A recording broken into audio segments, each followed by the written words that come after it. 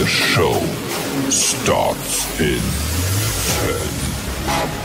9, 8, 7, 6, 5, 4, 3, 2, 1, go.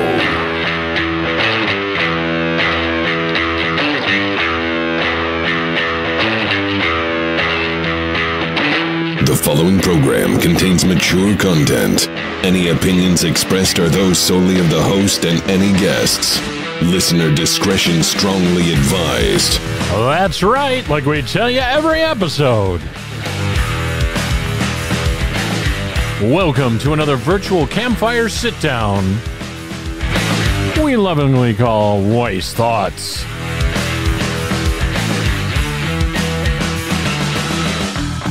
Each episode of Wyce Thoughts, we invite you to sit down with us and see what's on my mind.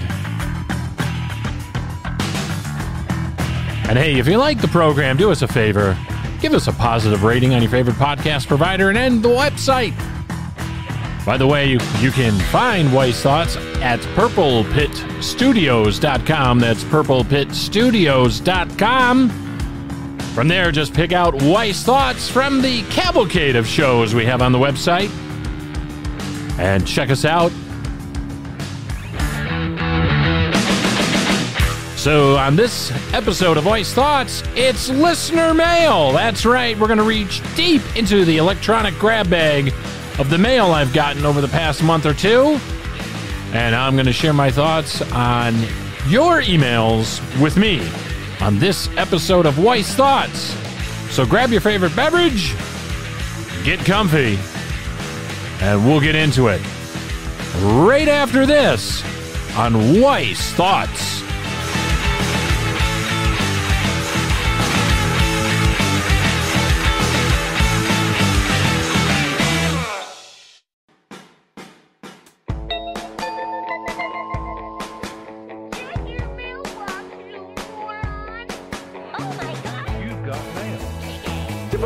The mail is here! Ooh. Message from the dark side there. What's this? A letter. For me. Oh, welcome back to Wyce Thoughts, everybody. It's time for listener mail. This is where we reach into the electronic grab bag of communications you've sent to me over the past couple months or more, and I share my thoughts on it with you. A lot of you have reached out to me and said, hey, Terry, come on, you haven't done a listener mail episode in like forever. What is going on? You asked, and I shall deliver. So that's what we're going to do this time on Wyce Thoughts. It's listener mail, where I let you communicate with me, and I'll give you my thoughts on your thoughts.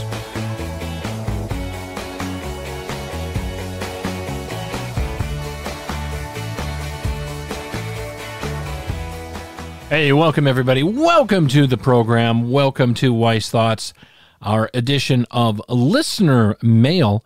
And before we get underway, I want to ask, how are you? How you doing? Are you okay? All right, glad to hear it. I'm glad you're doing okay. Mr. Producer Extraordinaire, how are you feeling? Are you feeling okay? Good. All right. Well, you know, a lot of you have reached out and you said, Terry, you have not done a listener mail episode in God since forever, and I want you to do one. Please, can you do it soon? I'd like to hear what the myself and other listeners, when we reach out to you and ask you questions or for your comments and feedback on things, we'd like to, find out what you think. So that's what we're doing. You ask, and I'm going to deliver now. So that's what we're going to do. So, by the way, summer's going by real quick here, Mr. Producer? Yeah? How about you out there? You guys notice summer's going by real fast, don't you? So I got the listener mail here stuff printed out. All right, we've got it all printed out and all set to go. And we are going to reach in right now. So we're going to go, I'm going to try and keep these in chronological order from oldest to newest, if I can. Can't guarantee I'll do my best on that, but we'll do our best, shall we? Did I mention the website, purplepitstudios.com? Listen to Wyce's thoughts, leave feedback there. Okay, leave us a rating. Gotcha. All right, good. All right. Well, I know I did in the open, but I can't stress that enough, but we appreciate you. All right, so the first email comes to us from Jacqueline. And by the way, for those of you who have never listened to an episode of listener mail here on Wyce Thoughts, I only use your first name and the town, that where you come from and state. That's it. I'm not going to give your whole name or whatever. Some of the communications don't have an actual name with them, but some of them do. But I will never betray your trust or confidence. I, unlike our federal government, respect your privacy and what is it? I respect your privacy. That's just the easiest way to say it. So just so you're aware of that. Adjust the microphone, adjust the shirt, adjust my posture. All right. So here we go. So this is from Jacqueline in Oklahoma City, Oklahoma. And this one is going back to June of this year, June of 2022. She writes in, "Hey, Terry, love the show. And I get a kick out of you. You're a hoot." Oh, thank you. I like using that verbiage too. Maybe she's just throwing that back at me. Question I have for you is regarding your many episodes that you mentioned your health challenges with trying to lose weight. A, I want to know how is it going. B, I'm going through puberty again. B, can you give any tips? I've been trying to drop 20 pounds like you have mentioned over the past year or so. And I find it very difficult in that I'll drop a few pounds, like you have said on many a past show, and then find myself celebrating that by overeating. So if you have any tips, that would be greatly appreciated. I know you have mentioned some, but just wanted to get an update. Hope you and your family are healthy and well. Thanks again, and please don't ever stop producing the podcast. Okay. Well, thank you, Jacqueline. I appreciate that. Thank you very much. So, yeah, I'm still not where I need to be. If anything, I've kind of regressed a little bit. I'm still at the 18 to 20 pound mark. I want to lose. I want to get down to 199 pounds. Okay, so that gives you an idea of where I'm at. I'd like to get down to 199 pounds, and I, like Jacqueline, who I just read you some email that she sent us. I'll lose 2 or 3 pounds, in some cases 4 pounds or 5 pounds, and be like, all right, man, I only got 15 to go. And then I'm like, hey, I can have that slice of cake at 8:30 at night, or I can have that extra helping of, chicken Parmesan, or I can do this, or have a soda, I think my biggest downfall has been as of late, and especially here in the summer months here, 2022, I have unfortunately, I have fallen into the bad habit of enjoying my Dr. Peppers again and my Pepsis and the soda. For the longest time, and I believe I've shared this on a past episode with you all, I used to have a pretty unhealthy soda addiction. Can't talk today. I just enjoy a nice cold Pepsi, on the rocks, as it were, with ice, or Dr. Pepper mixed with a little bit of Grandpa's cough syrup. For those of you who don't know what Grandpa's cough syrup is, that's usually some form of whiskey or bourbon. That being said, however, I have kind of fallen back into that. For many a year, though, if I had 2 or 3 sodas of any form in a year, that was a lot. Now if I only have a couple sodas a week, or 2 or 3 sodas a week, that's considered a victory. For a while there, I was doing 1 to 2 sodas a day, and not proud of it, because there's a lot of, just let's face it, a lot of shit in there that's not good for you. It's, empty calories, it's sugar. I really have to refocus my willpower on not consuming those empty sugar-filled calories that is bad for you and everything else that a soda has in it. But damn it, it tastes so good, doesn't it? Doesn't it? I mean, come on, you know out there, doesn't soda taste great? Just, and nothing like on a hot day, water just doesn't cut it. I'm trying the flavored waters from the local supermarket here, and I do have a few cases of different flavors in that. And yes, while satisfying, there's got to be something, I don't know. And again, I'm not stating this as a fact. there has to be something that they're putting in, like these soda products, that I don't know if it's the high fructose corn syrup or whatever they're putting in there, the yellow number 5 or brown number 2 or whatever it is, that you just, it's so satisfying when you have that nice cold soda over the ice. It's like, oh my God, this is so good. And I need to break that addiction. And it is an addiction. The other thing too, yes, Jacqueline, like you, I lose a few pounds and then say, like I said, oh, I can have that extra helping of this or that slice of cake or that extra slice of cake or the big slice of cake. And I have, not proud of it. I'm still doing, exercise. I can ramp that up a little more, which I'm going to be doing. As a matter of fact, after recording here later today, I'm going for another walk. I try to walk at least, if not every day, every other day, at least 1 to 2 miles. And boy, oh boy, I'll tell you, if I didn't do that, I'd probably be big as a fucking house. And, while we're talking about this weight loss and thing, I want to reference something Bill Maher came out with a few days ago. Now, Bill Maher is a progressive liberal. However, he seems to be a progressive liberal with a little bit of sanity in today's crazy woke culture. And he came out on his program a few short days ago, and I saw a highlight of it on YouTube about, glorifying being overweight and fat. And he says it's horrible. Our military's having problems getting recruits because the fucking kids, the youngsters here, the men and women are just too fucking fat to, do any physical activity. And I agree with him.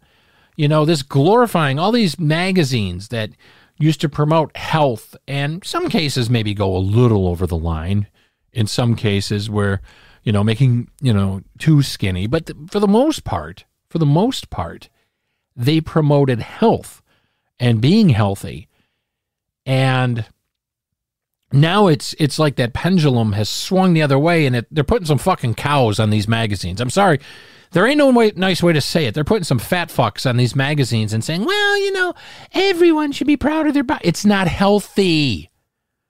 It's not healthy to be grossly overweight. It's not healthy to be even overweight, but it's definitely not to our benefit as human beings to be grossly overweight and the size of a fucking hippo at, 14 years old, and you're, 250 pounds at 14, unless you're 6'5" and built like a linebacker. Folks, it's not healthy. And then you got these progressive woke clowns out there. Hey, don't be a fat shamer. Bullshit. Be a fat shamer. Because unless you've got some type of genetic disorder that turns everything you eat into, fat molecules, it's a thing you've got to get a handle on. Because you're not going to really have a happy life, and more than likely not have a long life. Have you ever seen any really morbidly obese 90-year-olds? I've never. Not me. And he made that point too. I'm stealing that from you, Bill Maher. And he's right. He's absolutely right. So for your own health and your own vitality, try to adopt some healthy lifestyle points. And I again, not trying to preach to you, because I need to practice more of what I preach too. I mean, I'm only about 20 pounds or so, 20 to 25 pounds overweight, but it's something I'm working on. I'm aware of. I know it. I don't walk around saying, oh, I'm overweight and I'm proud of it. No, I'm not proud of it. I'm ashamed of it. I'm ashamed. So anyway, thank you, Jacqueline, for the email. And yes, I'm trying better. And I would say, you asked for some tips.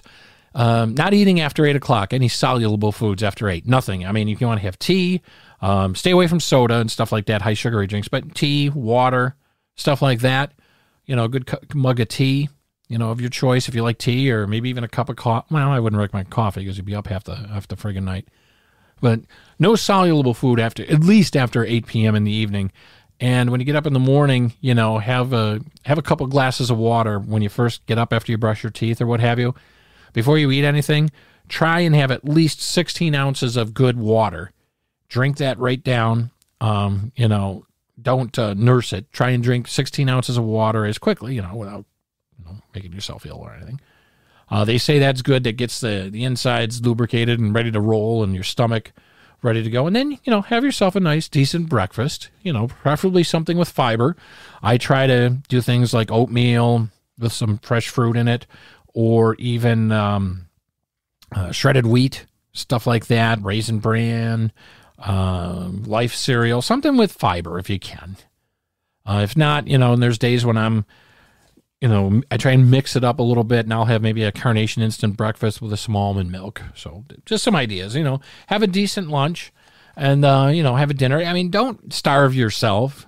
You don't want to do that. Try and move more, exercise more, maybe get out if you're able to walk and stuff, Jacqueline. So those are the tips I got. And I guess the main thing, though, is to take solitude and take pride in your small victories. That's all you can do. And if you fall off the wagon like I have many a time, don't beat yourself up over it too much. Just try and refocus, your efforts and then go from there. So, all right, Jacqueline, thank you. Wow, spent a lot of time on that first email, but Jacqueline from Oklahoma City, Oklahoma, thank you very much for writing in. And by the way, if you want to email me, there's a couple of email addresses you can use. You can use wycethoughts@gmail.com, wycethoughts@gmail.com, or the new and improved email address, wycethoughts@purplepitstudios.com. Either one will get to me, and you can send an email like these folks did, ask questions, comment on the show, or what have you, and we will be happy to reach out to you.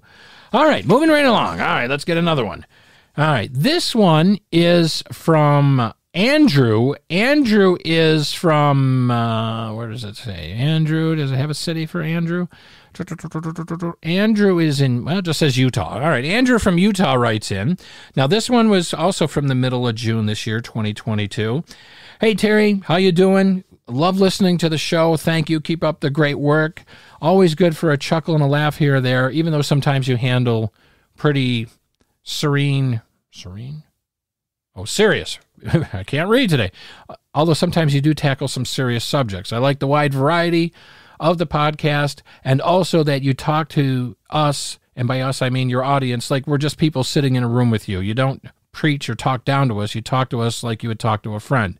Really appreciate that. Well, thank you, Andrew. I appreciate that, and I appreciate the kind feedback. Just wanted to know what your thoughts are in regarding someone who wants to start to play a musical instrument. I, like you, love the guitar, and I've just started the guitar. I went and bought an electric guitar, but I'm wondering, should I buy an acoustic to go along with it as well, or should I just start off on the electric and go from there? I got a pretty inexpensive one, but I did have it set up because I know in last episodes in the past you have said have it professionally set up so it doesn't hurt your fingers, although sometimes it still does. What, if any, advice would you have for a new guitarist starting out? Thank you once again. Appreciate all you do. Andrew. Well, Andrew, thank you very much. So, Andrew from Utah. So, one of the things I would do, another thing, too, I want to steer you towards, too, Andrew, if we just started a new podcast with yours truly, a video podcast and an audio podcast called Let's Make Music. All right. It is called Let's Make Music. It's just starting out. It's something, a brainchild I had, and I said, why not? We'll give this a try. So you can look for this on your favorite podcast provider. There's even a YouTube channel called Let's Make Music. I'm going to try to do some video podcasts in conjunction with that. So it's Let's Make Music, and it's available on all major podcast platforms. There we're going to talk about music, people who are just, not professionals, but and I don't consider myself a professional. I've made music and put it up on Spotify and YouTube and played out at some shows here and there, but I'm not a touring musician. I'm not a professional. I am just an avid lover of music. And I get together and play with different people. So anyway, I would steer you towards checking that out. There's lessons. And even on my other YouTube channel, my first one for this show, wycethoughts.com, if you look for Wyce Thoughts on YouTube, I have some YouTube shorts with some instructional stuff. So to answer your question, a long way around to get there, Andrew, you started off with an electric guitar. That's fine. That's fine, too. The electric guitar, though, does require some type of amplification. I don't know if you mentioned it in there that you had an amplifier or anything. So, to get that immediate feedback of what you're doing, you'd want to have that. That's why a lot of people will start on an acoustic guitar and have that, again, professionally set up. I guess the best thing the best advice I would give you is just remember that it's a journey, not a destination. And what I mean by that, Andrew, is that I've been playing now for almost a decade. And I learn something new every time I pick up the instrument. I mean, you're never going to master this. I mean, there's people throughout history. Look at even Eric Clapton. They still learn new things. While they are exceptionally talented, people like Eric Clapton, Keith Richards, people that were alive, Stevie Ray Vaughan and Jimi Hendrix, all these people, rock guitarists, metal guitarists, people like Bruce Springsteen to play the guitar, Steve Vai, all these people, depending on what type of genre of music you love, I think they would tell you, all the same thing, at least from what I've read in interviews with them in magazines and trade magazines and such, is that it's a journey. Tommy Emmanuel, who's an outstanding acoustic player. I mean, the man is just superhuman.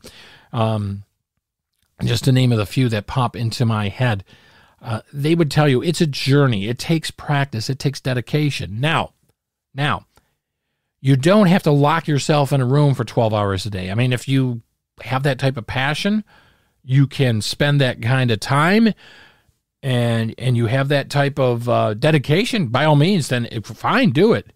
But at least try to pick up your instrument once a day, at least for 5 to 10 minutes. That's the best advice I can give you with that. At least spend 5 to 10 minutes a day with your instrument, whether you're going over a new chord you want to learn, if you're practicing a scale, if you're trying to learn songs, just 2 chords for a song, what have you. The other thing I would tell you is don't rush the process. You'll hear this if you go on YouTube and search out. There's good teachers, great teachers on YouTube. There's Marty Schwartz. There's Justin Sanderco. There's just to name a few that I found really helpful in my journey, and still look to their channels today. There's a gentleman out there named Tony Policastro who has a YouTube channel, and also he does a show called Acoustic Tuesdays, a video podcast on YouTube, and I believe it's an audio podcast, but he has a great video podcast every Tuesday, and he offers a website and a learning system that might be maybe just the thing you need. I think it's a couple $100 a year if you pay by the year, but he gives you something to do like almost every day of the week, and it's trackable, and it helps keep you accountable if you need a little bit of that extra oomph, that extra kick in the pants. That's just to name a few people. And the main thing, though, is when I say don't rush the process, I still am guilty of this from time to time as well. If I come across a new song or something, or a new finger style thing I want to learn, I'm like, oh, and I expect to get it right away because I've been playing for so long, and I rush and you mess up. You'll hear this stated over and over and over again, especially in the guitar teaching world. Start slowly. In other words, in learning that chord and then changing to another chord, do it almost painfully slow to ingrain that into something called muscle memory. Go slow. There's a lot of people that want to play fast, do those arpeggios like Steve Vai and, shredding and that. All those guys just didn't pick up the guitar and go, no. They started slowly and gradually built up speed, either with an internal metronome or they bought a metronome or used an app or what have you. But you'll hear that repeated by many a guitar teacher. Just start slowly, learn it the right way, and then gradually increase your speed on whatever skill or song or chord progression or scale you're learning. The other thing I would tell you is to just put some time aside from quote-unquote learning to just noodle around and have fun on the guitar too. Separate those two. You don't want to pick up the guitar all the time and just be doing the same stuff over and over and noodling. Now, should you go out and get a traditional guitar teacher? That's only a question I think that you can answer for yourself.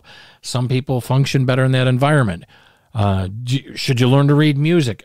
That's up to you. I mean, many of the greatest guitar players in the world can't read a note of music. The Beatles couldn't read music. To this day, probably can't read music. If I remember the interview with Paul McCartney that they had on 123 McCartney on Hulu with Rick Rubin, which if you have Hulu, you can watch that. That's a great series, limited run streaming series on Hulu called McCartney 321, I think it's called. with Rick Rubin, sits down with him, and I think it's a 6 or 8 part or 9 part series. I don't remember. I watched it quite a while ago. But he comes right out and says, I can't read music. I never learned to read music. You know, it just something he just did, watching others, learning from others. So for me, I know what music is. I know the staff and the bars and sharps and flats, what it is. But think about it this way. When's the last time you saw Eric Clapton go up on stage and break out a music stand and put some music on there and start playing?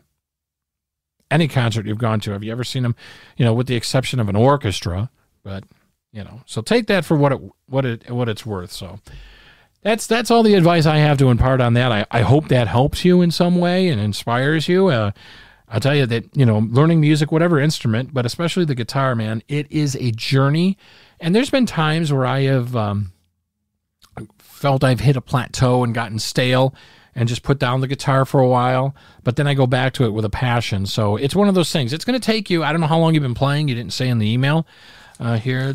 No, it didn't say in the email how long you've been playing, but the first 6 to 8 months is when usually people drop out of any instrument. If you can make it beyond that plateau and just ingrain it, make it a habit in your everyday life. That's why I said, 5 to 10 minutes, it'll just be like anything else you do in your life. And I think you'll really enjoy it. So good luck to you, Andrew. I hope that helps and, get you on your way, and enjoy the guitar, man. Enjoy it. I mean, it can be scary because you can get what's called GAS, gear acquisition syndrome. I mean, I've got $20,000 worth of a room of equipment to prove that, because once you get hooked, man, you're like, oh, I want this guitar. I want that guitar. I want this.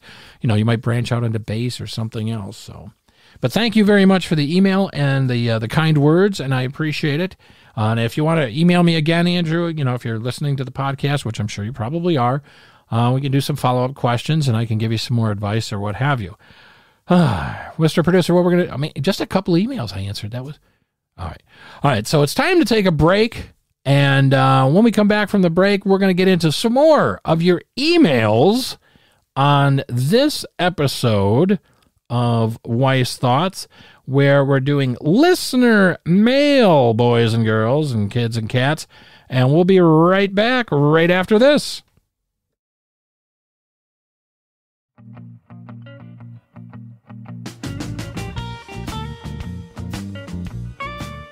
Wearing his sunglasses indoors just because he wants to.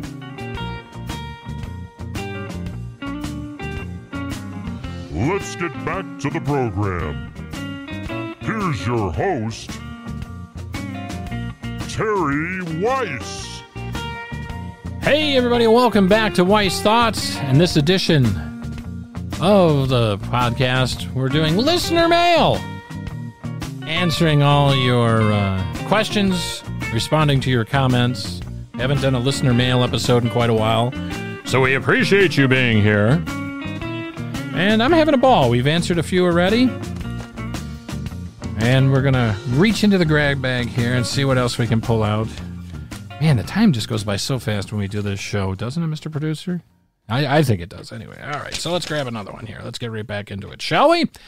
All right. This one is from Larry, and Larry is from Pennsylvania, the great state of Pennsylvania. Larry from Pennsylvania writes in, hey, Terry, love the show, love the format, love the commentary and the comedy. Well, thank you very much, Larry. Larry says, I'd like to get your opinion on something.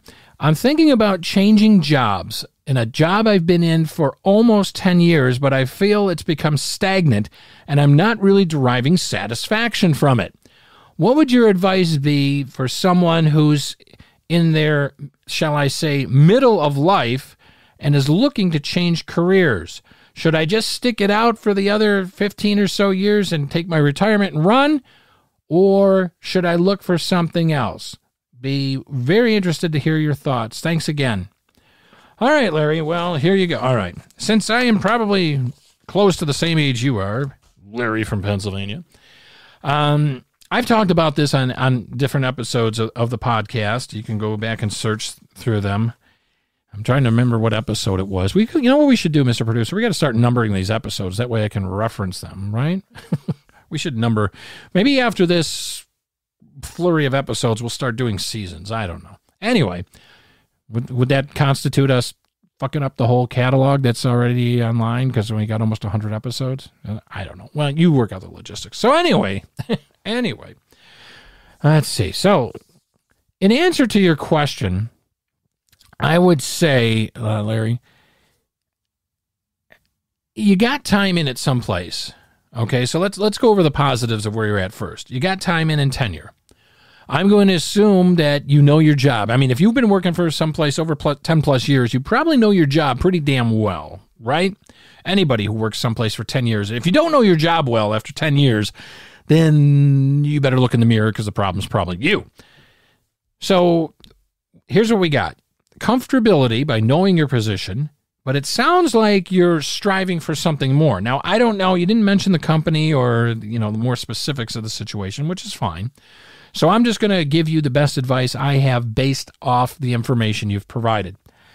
It sounds like you've maybe pursued a path in maybe your current department and you've risen as high as you can go, or they won't let you go any higher for whatever reason. Now, the question I would ask is, in your place of employment, is there another department that you can move into that maybe has more upward mobility? All right, so think about that. Like if you're in, I don't know, and I'm just guessing. Let's say you're in something in your department's finance. Is there something in sales? And are you even good at that? Is that something that would interest you? If you're in finance, is there something in marketing maybe that you can get into? Or maybe something in training for the company, a training department or IT? Is there another department within your company that you can move over to? Because if it's just a matter of, hey, I've risen as high as I can, I'm looking for more job satisfaction and duties and more compensation. And if you are genuinely, and I'm going to, air quote this here in the studio, if you're genuinely happy with what you're doing, or what you're doing as far as the company you work for and their philosophy and how they handle things, if you're happy with that environment, then I would say the first thing I would do is try and reach out and look at other departments internally. Maybe go to HR and say, hey, do you have any other openings in this department? Or talk to your supervisor, or if you're the supervisor, talk to other supervisors and see if there's anything like that. Now, that being said, flipping the coin, and let's say, you've gone as high as you can, you have ascended the corporate ladder at your organization, and there's no other departments that you want to go to, or you are not happy with the corporate environment for whatever reason, whether it's a change in ownership, a change in philosophy, or what have you, then I would say, like I've always heard and I've always experienced, the best time to look for a new job is when you have a job. And the reason for that is there's really no immediate pressure like, oh my God, I got to get something right away. You have income coming in, you know what you're doing at your current job, and you can start, putting out the feelers using things like Indeed.com or, there's numerous job sites on the internet and what have you that can help you. Also, network with your friends. See what companies they work for. See if they have any openings at their company. Talk to them about what they do. Maybe something like that will spark your interest. So many different ways. Indeed is just the biggest one that pops into my head because that's the one I've used, quite a number of years if I was looking or offering advice to someone who's looking for a job. Heck, my grandson just got out of high school and he's looking for a job part-time before he starts college. I said, hey, go to Indeed.com and just fill out credentials there and, upload a digital resume and, put your interest in the area and what you're looking for, and they'll tailor it to you. And so it makes it a lot easier than it was, 20-some plus years ago when you had to hoof it. Now you can sit in the privacy of your own home and kind of peruse all the offers or what's available right from the comfy of your couch. Okay. What else? Let's see. The other thing too, you mentioned being, in the middle point of your life. Now, I don't know if you're that means you're in your 40s or 50s or what have you, or just how you define the midpoint of your life. Nowadays, companies are looking for people who want to work. I don't believe they really care, most companies, because they can't discriminate on age. So most companies, I don't really think, give much credence, and it is federal discrimination laws against, race, sex, age, sexual orientation, disability, what have you, unless they're asking you to do something where you require certain physical abilities and you can't, they can say, well, we can't hire you for this because it requires a certain physical dexterity or what mental that you may or may not have. That being said, if you have, a desire to do something, put the feelers out there with your friends. Use the internet, job placement, job boards, and what have you, if you want to move on to another company. Because, again, especially after the Great Resignation here with the pandemic and that, a lot of companies, they lost a lot of staff, and a lot of staff didn't return. They moved on to other things, or some people just retired early, what have you. So depending on what your job skill set is, I think there's a lot of opportunity in the modern day job market for someone who is willing to work, someone who's willing to be malleable, pliable, and by that I mean trainable, and wants to learn and is eager to learn and to show up and put in a fair day's work for a fair day's pay. I think you'd be fine, Larry. So the choice, my friend, ultimately is up to you. So that's the best advice I could give you on something like that. And I hope it all works out for you. If you have any follow-up questions, again, you can email me at wycethoughts@purplepitstudios.com, or use the old email address, which was wycethoughts@gmail.com. Either one will reach me, and just reach out to me, and I'll be happy to give you any follow-up thoughts on that as well, or if you just want to give me an update on what's going on. Okay, fair enough. All right, let's reach in. Wow, time is flying. One more. That's it. Man, I got to start going through these quicker and stop being so damn long-winded. One more. All right, let me pull one out. I didn't even say. Oh, by the way, Larry's email was from July of this year, 2020. So thank you, Larry. All right, let's go. Last one. Who's going to be the lucky winner? I'm going to pull here. Last one of this episode of Listener Mail on Wyce Thoughts. All right. Candace. All right. Candace is the lucky. Candace writes from Dallas, Texas. All right. A southern border gal. Candace from Dallas, Texas writes, Terry, great honor to reach out to you. Well, Candace, all you did was write an email. It ain't an honor. It ain't like I'm a president or anything, or a celebrity, for God's sake. Really enjoy the podcast. Love how it has developed over the past year. I just started listening about a year ago and found your show just by doing a search. Well, good. I guess that search engine optimization is paying off, Mr. Producer Extraordinaire. Question I wanted to ask you. You did a show on ghosting, and you expressed something that happened to you with a relative quite some time ago. I can't recall the episode. I think it was called Ghosting or I'm a Ghostbuster. Actually, Candace, the episode was called I'm a Ghostbuster. So, yeah, if you want to look that up on the website or past episodes on your podcast provider, look for the episode entitled I'm a Ghostbuster. I believe that's what it was called, if memory serves correct. Having a similar situation with a family member who, for some unknown reason, has decided to ghost me, and we would talk quite frequently, like you mentioned with your family member on that episode. I am really heartbroken over this because for the life of me, they will not take any form of communication from me, and we did not have any words. They just suddenly cut off all contact. I'm very frustrated, upset, but mostly I feel I am very hurt because someone did not even offer me an explanation into why they're doing what they're doing. I have reached out to others, and they said that there is nothing wrong with this person, that they're not ill, they didn't have an accident or move out of the country, LOL. But again, I am still deeply hurt as me and this family member, who is not an immediate sibling, okay, so I'm guessing maybe a cousin or something, or aunt or uncle, just decided to drop me and my family from their life. And again, I shake my head because there was no falling out that I perceived from us at all. We have always been on good terms for the past 10 years or more. I was wondering if you have any further advice to offer on this. Thanks again. Well, Candace, I certainly can feel your pain. I totally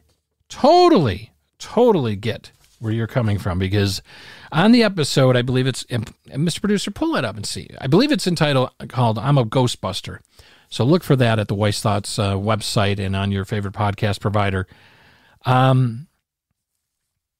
Yeah, I had a similar situation happen to me, and I know how that feels because it pisses you off. It really does. And at first you're hurt. At first you're hurt because you're like, well, no, not even hurt. At first you're bewildered because you're like, oh my God, you're concerned. You're like, did something happen to this person? Did they have an accident? Did they have some kind of financial calamity happen that they don't answer their phone anymore or their emails, or, are they on the lam? Are they physically hurt? And then as time goes on and you find out maybe through other channels or avenues that, they're not hurt or anything, that it's just a matter of them not responding for some reason, then the hurt starts, because then you start racking your brain. And believe me, I know exactly how you feel, because I went through the same thing. I had a cousin. For 20 plus years, we were in communication, if not every few weeks, at least month or every month or two.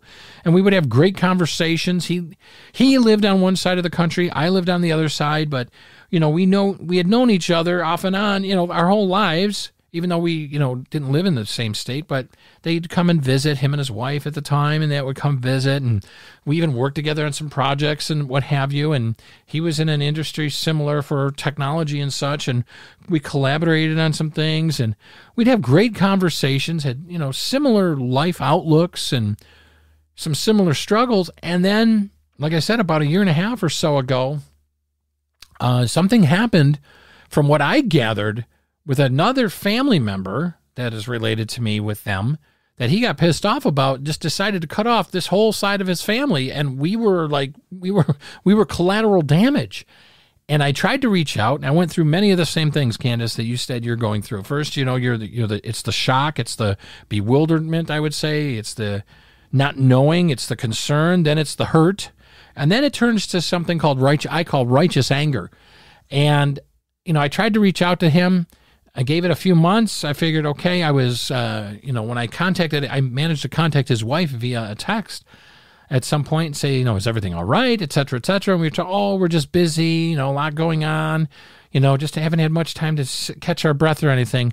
That struck me as odd because, my personal opinion is, in this day and modern age, we've got email, we've got voicemail, we've got telephones, all kinds of stuff. You've got Messenger and all this stuff, video calls, audio calls. It takes 30 seconds to say, hey, I'm just really busy this week. There's a lot going on. I just need some me time, man. No disrespect to you. I don't have time for a 1 or 2 hour conversation, or I just don't want to have that conversation with you right now, or what have you. Hey, I'll catch you on just give me some, whatever. But anyway, she told me, his wife told me at the time, that they were just really busy and there's a lot going on. They were trying to buy a property and this and that. I'm like, okay, no problem.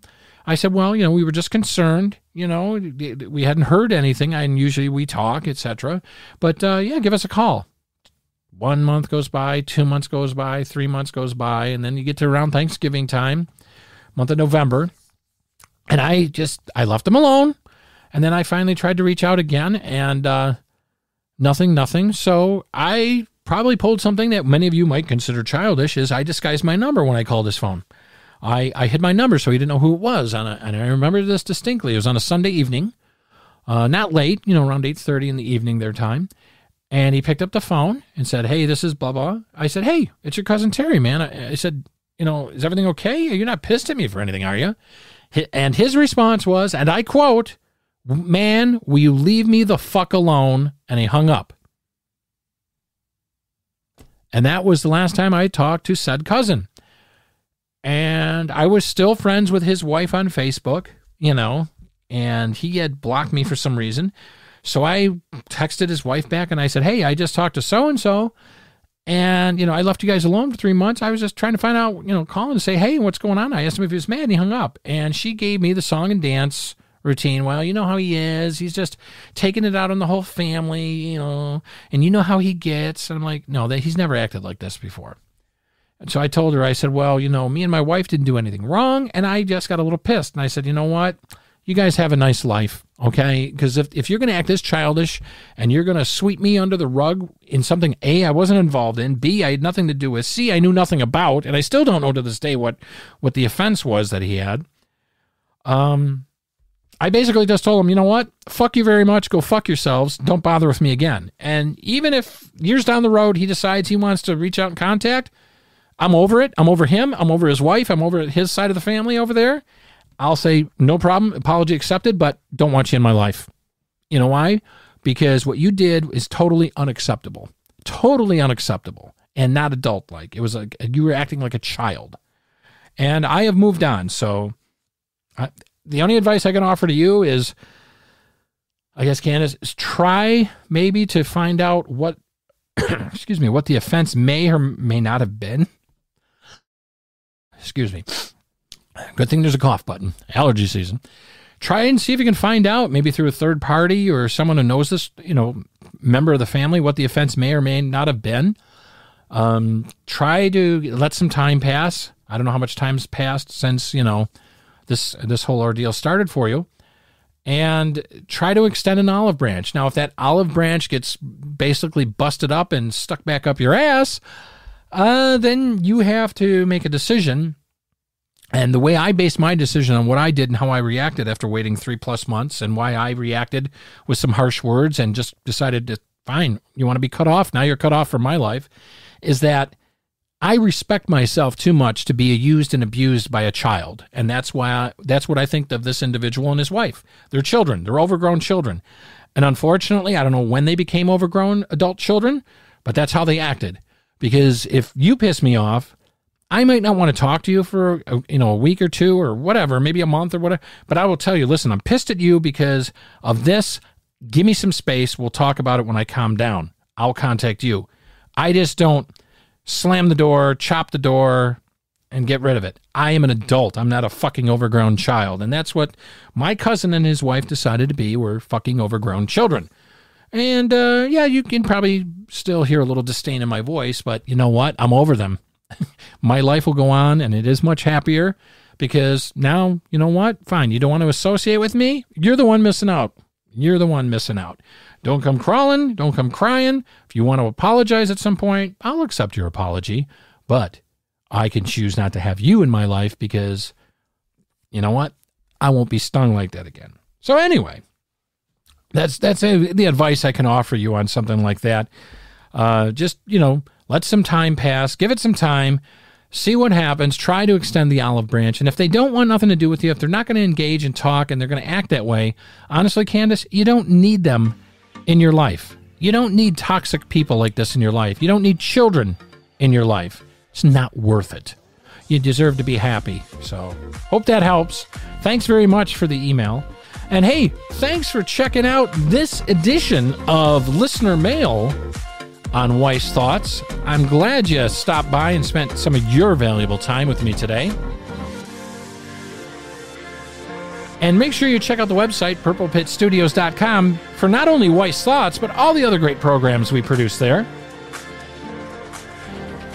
And remember, my friends, if you want to see a change in the world, like I always tell you at the end of every episode of Wyce Thoughts, be the change you want to see in the world. It starts with you, the person looking back at you in the mirror. Remember, be good to yourself first, then be good to others. And I look forward to speaking with you again on our next episode. Take care.